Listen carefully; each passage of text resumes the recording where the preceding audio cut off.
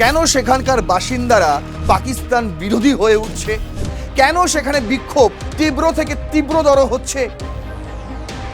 পাকিস্তানকে 48 ঘন্টার আলটিমেটাম দিয়ে দিয়েছে, অন্যদিকে তারা ভারতের কাছে সাহায্যও চেয়েছে, বলেছে এলওসি খুলে দেওয়ার প্রস্তাব অনুরোধ জানিয়েছে তারা। এই সমস্তই আলোচনা হচ্ছিল সর্দার গুলাম হোসেন খান স্পোর্টস স্টেডিয়ামে। আর ঠিক সেই সময় পাকিস্তানি সিকিউরিটি ফোর্স তারা কি করে, ওপেন ফায়ার করে তাদের উপরে। দেখে না কে কোথায় আছে। জালিয়ানওয়ালাবাগের সেই ছবিটা মনে পড়ে যাচ্ছিল। ভাবুন, সেটা তো ব্রিটিশরা করেছিল, আর এইটা আপনার দেশের প্রশাসনই করছে। পরিস্থিতি যখন একদম উত্তপ্ত, ঠিক সেই সময় পাকিস্তানকে ফাইনাল বাঁশি বাজানোর জন্য সময় দিয়েছে পিওকে।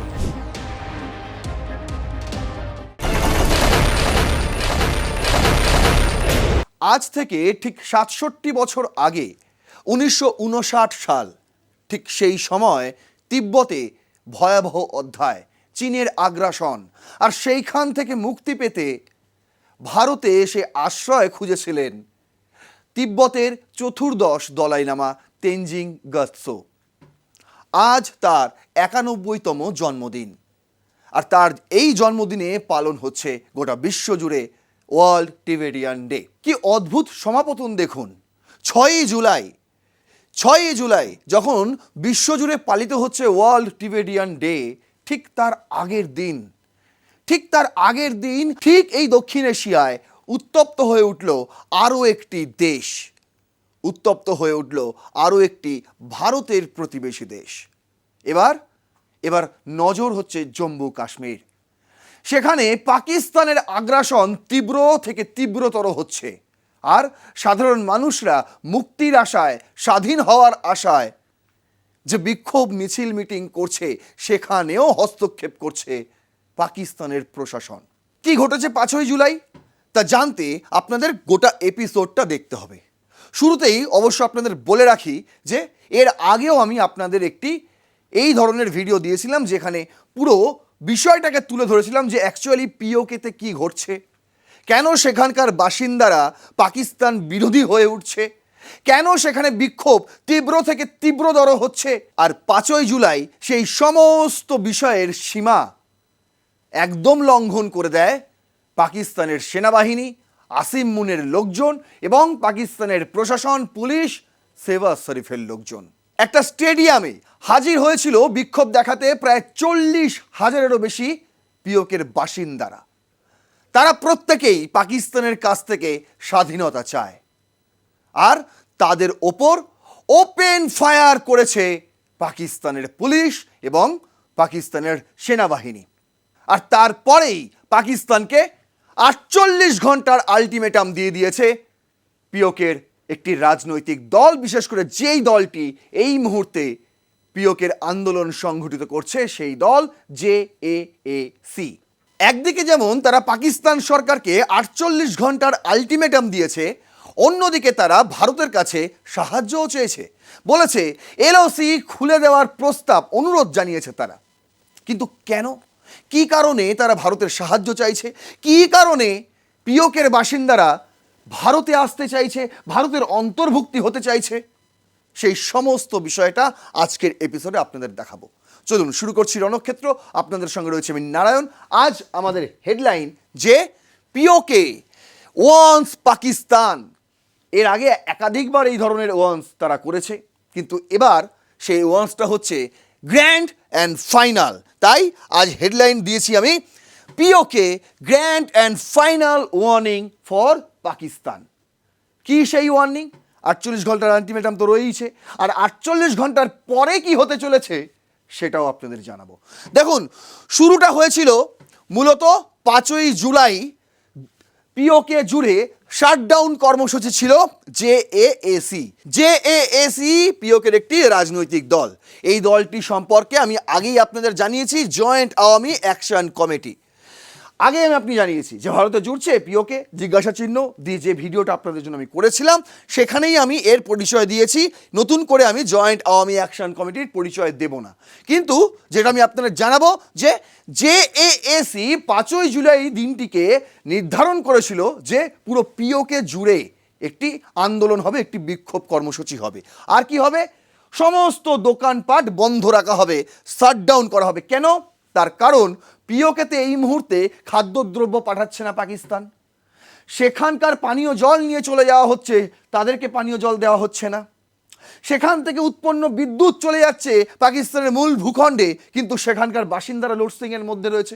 পাকিস্তানের মূল ভূখণ্ড থেকে পিওকেতে ওষুধপত্র পর্যন্ত পাঠাচ্ছে না। কেন? তার কারণ তারা স্বাধীন পিওকের দাবি জানাচ্ছে, তার কারণ তারা পাকিস্তানের বিশেষ করে পাঞ্জাব প্রদেশের অধীন তারা মানতে চাইছে না এই কারণে। আর তারপরেই জেএএসি পাল্টা কর্মসূচি ঘোষণা করে এবং সেই কর্মসূচি হয়ে দাঁড়ায় যে 5ই জুলাই পিওকে জুড়ে শাটডাউন কর্মসূচি। হেডলাইনটা পড়ুন, নিউজ 18 করেছিল, নো সারেন্ডার, আমরা আত্মসমর্পণ করব না, only resistance. JAAC leader calls for complete PoK shutdown on July 5। আর সেই 5ই জুলাই নিজেদের আসল মুখোশটা খুলে দিয়ে দাঁত নখ বার করে নিজেদের আসল চেহারাটা দেখিয়ে দিল পাকিস্তান প্রশাসন। কি হয়েছিল? বলছে, in a major escalation of the ongoing unrest in Pakistan occupied Kashmir, joint Awami action committee JAAC core member Khwaja Mehran has called for a complete shutdown across the region on July 5, urging people to close roads, markets, entry points and normal activities in protests against what he described as state oppression and bloodshed.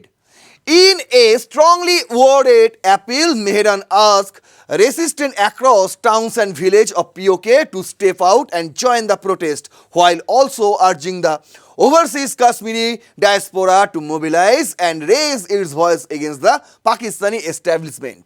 জেএএসির core member Khwaja Mehran এই সেই নেতা, তিনি তার এক ডাকে 5ই জুলাই গোটা পিওকে জুড়ে shutdown কর্মসূচি পালন করা হয়। শুধু তো পিওকের মধ্যে নয়, তিনি পাকিস্তানের বিভিন্ন অংশে পিওকের সমর্থনে, মানে পিওকের মানুষদের সমর্থনে তাদেরকেও এই কর্মসূচি পালন করতে তিনি আবেদন করেন।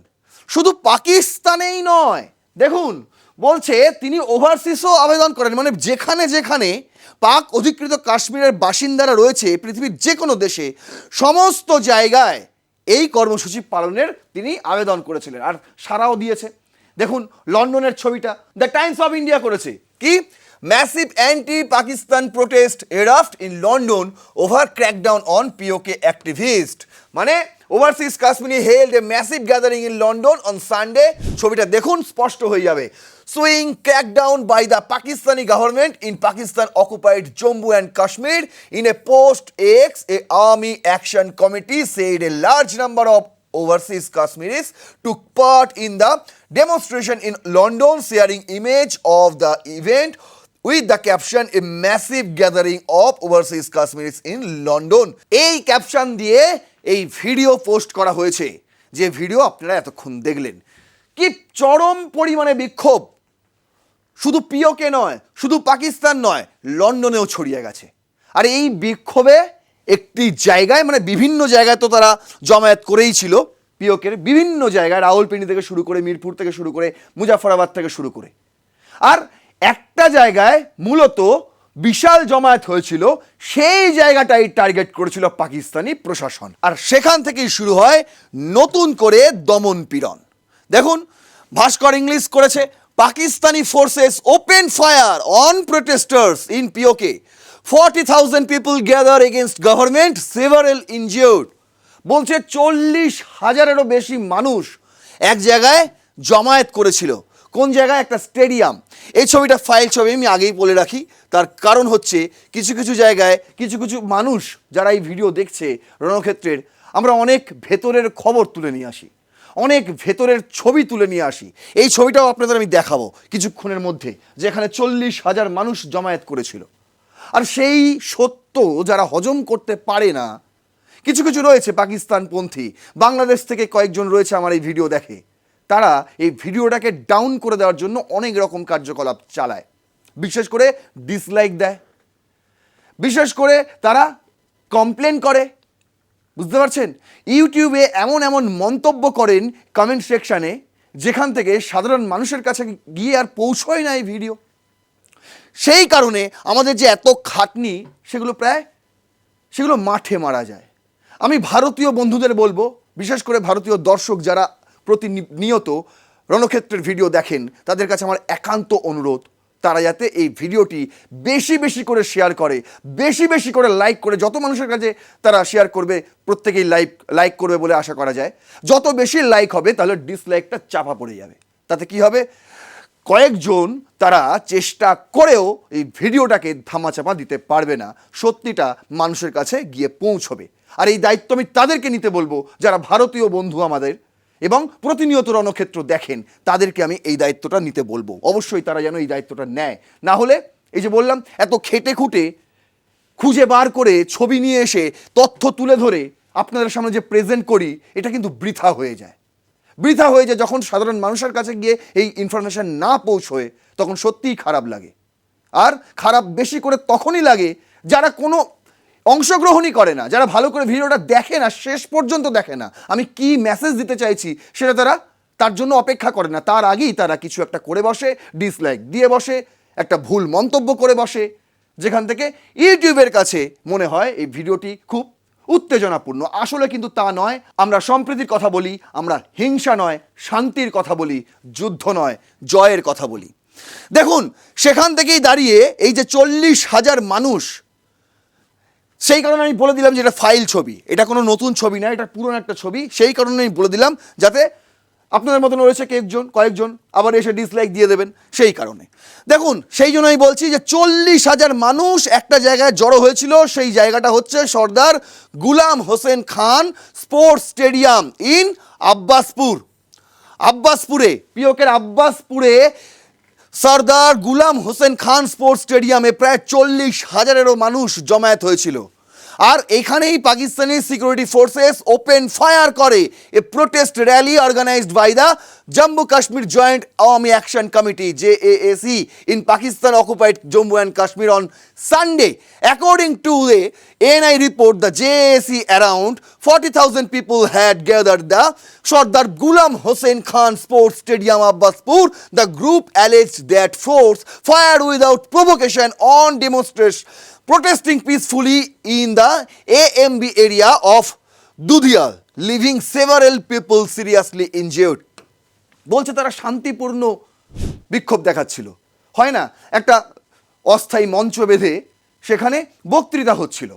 এবার সেইখান থেকেই সাধারণ মানুষকে বোঝানো হচ্ছিল যে আমরা কিভাবে পিছিয়ে পড়ছি, কিভাবে পাকিস্তানের মূল যে প্রশাসন, পাকিস্তানের মূল ভূখণ্ডের যে প্রশাসন, পাঞ্জাবের প্রশাসন, তারা প্রতিনিয়ত আমাদের শুষে নিচ্ছে, আমাদের শোষণ করে নিচ্ছে, আমাদের দেওয়ার মতন কিছুই দিচ্ছে না, শুধু আমাদের একটা দ্বিতীয় শ্রেণীর সিটিজেন করে, নাগরিক করে রেখে দিয়েছে। আমরা খাবার চাইলে পাই না, আমরা জল চাইলে পাই না, আমরা বিদ্যুৎ চাইলে পাই না, এমনকি সাধারণ অধিকারটুকু আমরা পাই না, হিউম্যান রাইটস, সেটাও আমাদের থেকে কেড়ে নিয়েছে। এই সমস্তই আলোচনা হচ্ছিল সর্দার গুলাম হোসেন খান স্পোর্টস স্টেডিয়ামে। আর ঠিক সেই সময় পাকিস্তানি সিকিউরিটি ফোর্স তারা কি করে, ওপেন ফায়ার করে তাদের উপরে। দেখে না কে কোথায় আছে। আমার ছবিটা দেখার পর জালিয়ানওয়ালাবাগের সেই ছবিটা মনে পড়ে যাচ্ছিল। ভাবুন, সেটা তো ব্রিটিশরা করেছিল, আর এইটা আপনার দেশের প্রশাসনই করছে, পাকিস্তানের প্রশাসনই করছে। যে পাকিস্তান এতদিন ধরে বলে আসছে যে পিওকে আমাদের জায়গা, পিওকের বাসিন্দারা আমাদের বাসিন্দা, আজ তাদের ওপর ওপেন ফায়ার করতে সেই পাকিস্তানের সিকিউরিটি ফোর্সের হাত কাঁপে না। এই ভিডিওগুলো তারই জানান দিচ্ছে। তো এই ঘটনায় কি হয়েছে দেখুন, বলছে ভাস্কর ইংলিশ যে বেশ কয়েকজন নাকি আহত হয়েছে, কিন্তু প্রাণঘাতীর খবর তারা করেনি। তার কিছুক্ষণ পর জি নিউজ এই খবরটি করে যে PoK clashes 1 killed, several injured after Pakistan rangers open fire on protesters. আপনাদের জানিয়ে রাখি, এখনো পর্যন্ত পিওকেতে মোট 11 জন বিক্ষোভকারীর মৃত্যু হয়েছে পাকিস্তানি সিকিউরিটি ফোর্স, পাকিস্তানি রেঞ্জার্সদের গুলিতে, পাকিস্তানি সেনাবাহিনীদের গুলিতে এখনো পর্যন্ত। যদিও সংখ্যা নিয়ে দ্বিমত রয়েছে, যে এএসি তারা দাবি করছে যে অন্তত 27 থেকে 30 জনের প্রাণ গিয়েছে, আর পাকিস্তানি মিডিয়ারা বলছে যে 11 জনের প্রাণ গিয়েছে। যদি এই একজনকে আপনি অ্যাড করেন তাহলে এখনো পর্যন্ত 12 জনের প্রাণ গিয়েছে। 12 জন, মুখের কথা নয়। ভাবুন, জুন থেকে শুরু হয়েছিল মাত্র। আমি এই সাম্প্রতিককালের যে ঘটনাটা সেটাই আমি বলছি, গত 3-4 বছর ধরে যেটা ঘটছে সেটা আমি বলছি না। মাত্র জুন থেকে আজকে 6ই জুলাই, এই মাত্র 36 দিনে 12টি প্রাণ চলে গেছে সরকারি তথ্য অনুসারে, আর বেসরকারি তথ্য মতে সেই সংখ্যাটা আরো অনেক। বলছে, in a series of post on X the PTI PoJK unit, মানে ইমরান খানের যে দলটি, সেই দলের যে পিওকের যে ইউনিট, তারা বলছে যে protesters were continue across the religion demanding basic rights and expressive solidarity with a ongoing sit in the Rawal court.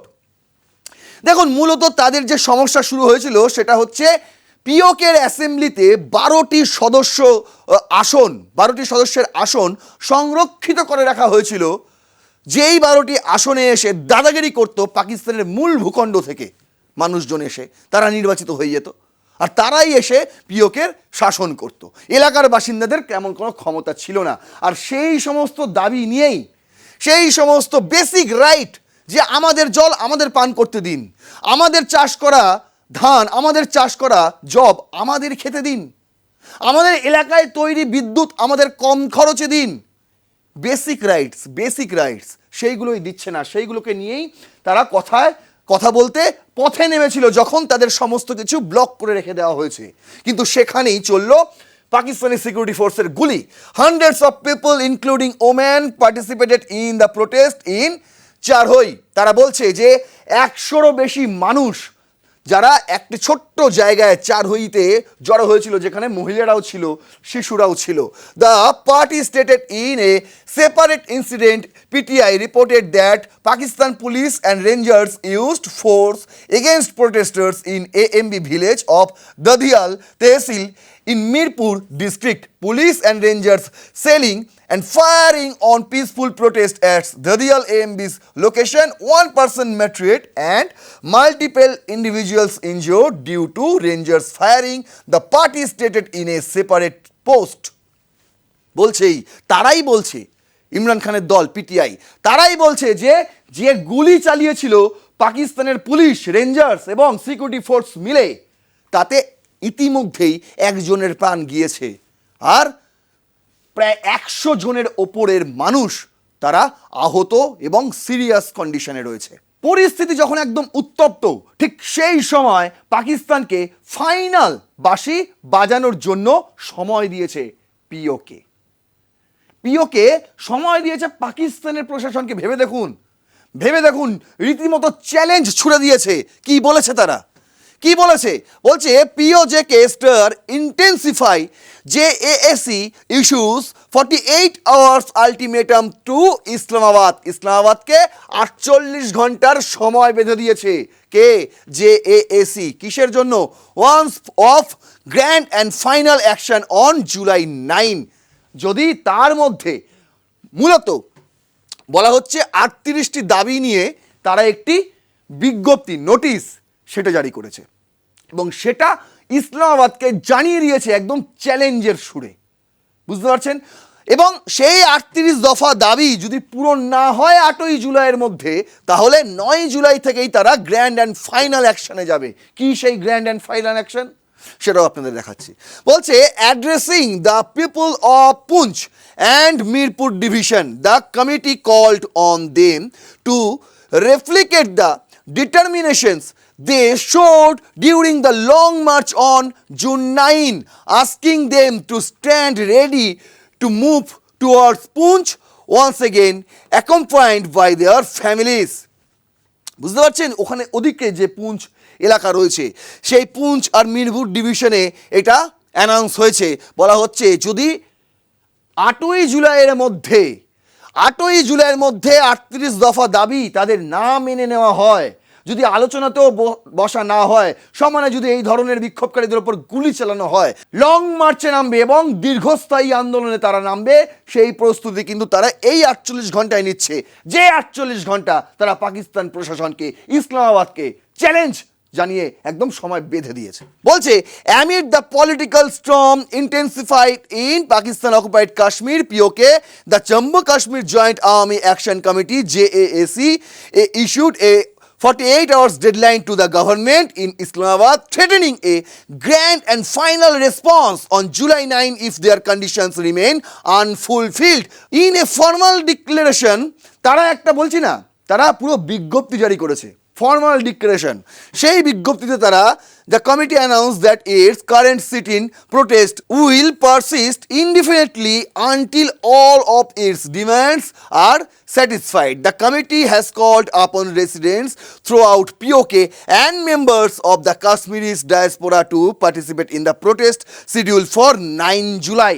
এবং সেই প্রস্তুতি তাদের সব রকম সারা রয়েছে।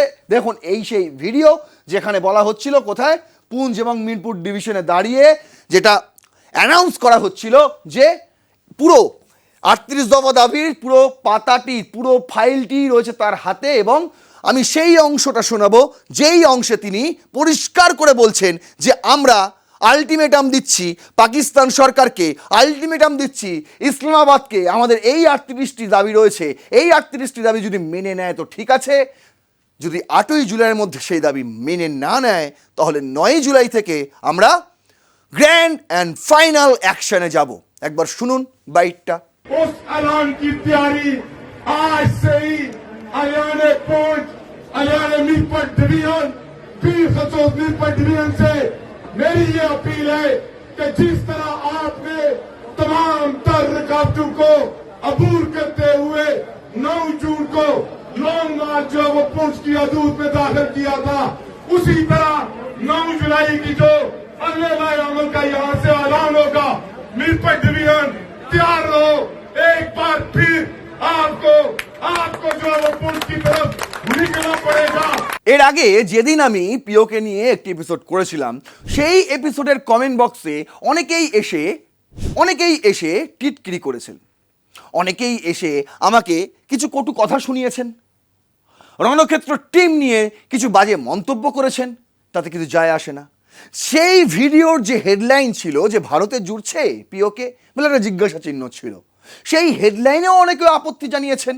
কিন্তু দেখুন, সেই কথা আমি মন থেকে বলিনি, সেই কথা কোনো ভারতীয় বিশ্লেষক বলেনি, সেই কথা এখন শোনা যাচ্ছে এই আন্দোলনকারী গোষ্ঠী, এই রাজনৈতিক দল জেএএসি এর তরফেও। গুলাম হোসেন খান স্পোর্টস স্টেডিয়ামে যে জমায়েতটা হয়েছিল, সেই জমায়েতে দাঁড়িয়ে জেএএসি এর একজন কোর মেম্বার তিনি সরাসরি ভারতের কাছ থেকে সাহায্য চান এবং কি বলেন, দ্য সান গার্ডিয়ান করছে, PoK protest need India's help, আমরা ভারতের সাহায্য চাই।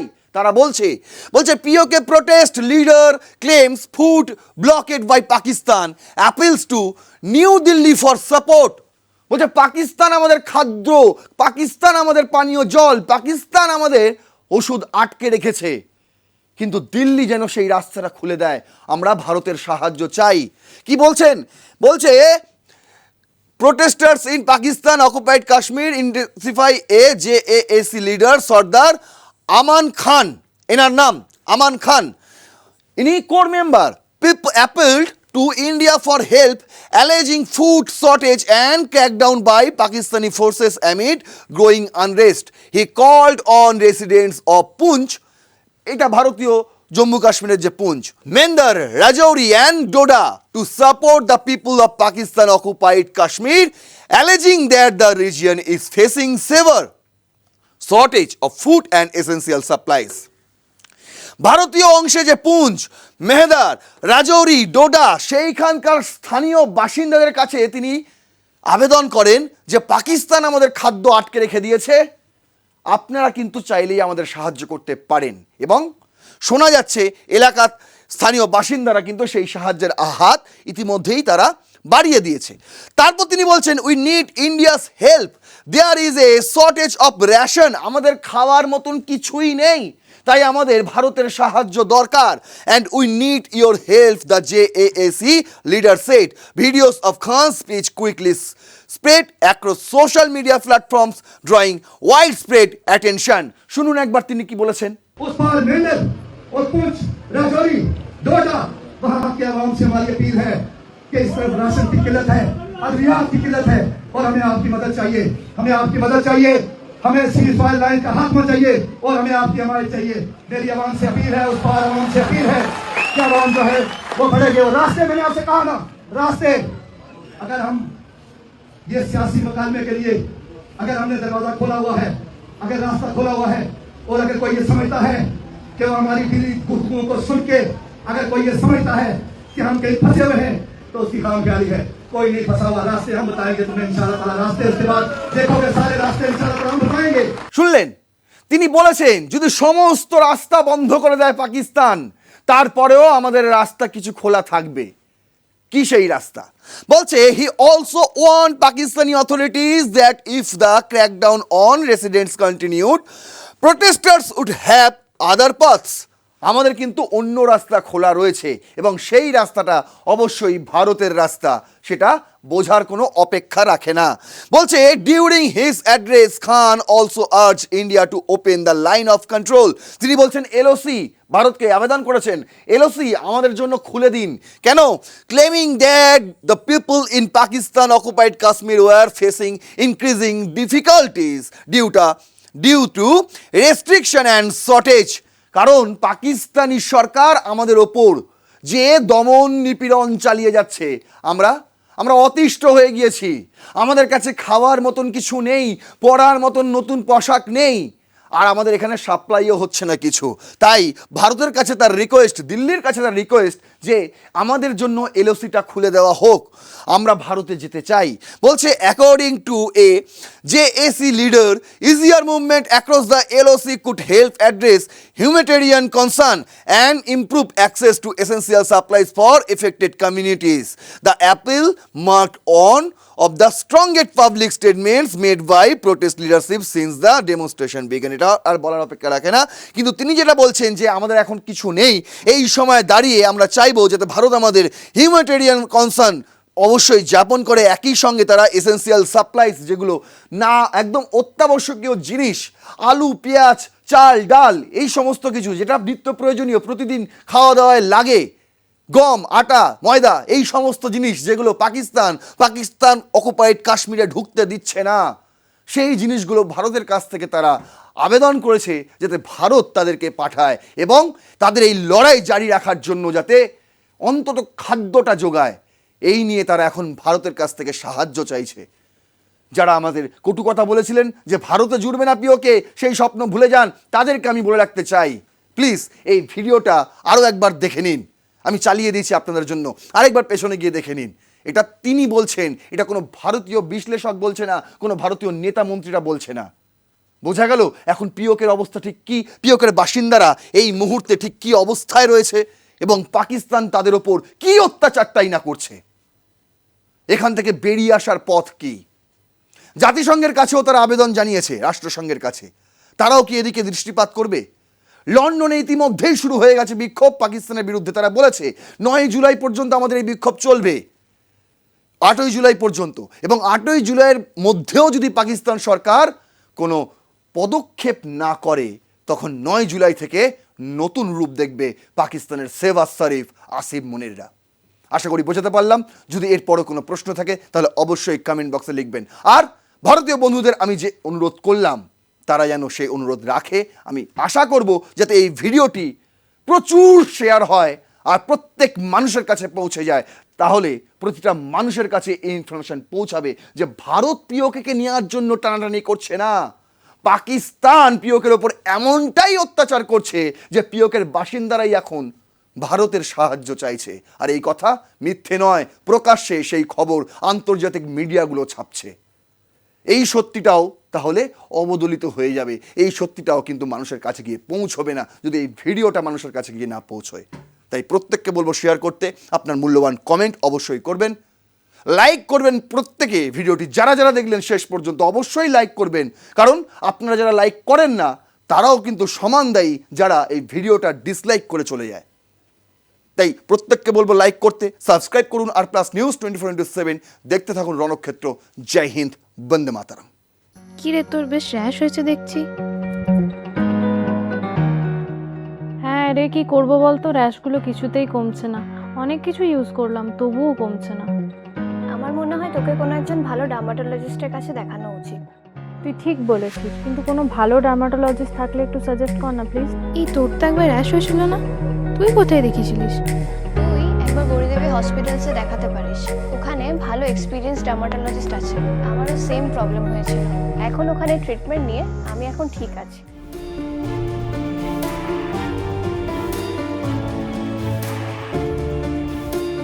গৌরী দেবী হসপিটাল, রাজবাঁধ, দুর্গাপুর। যোগাযোগ 8001003333, 8001113333।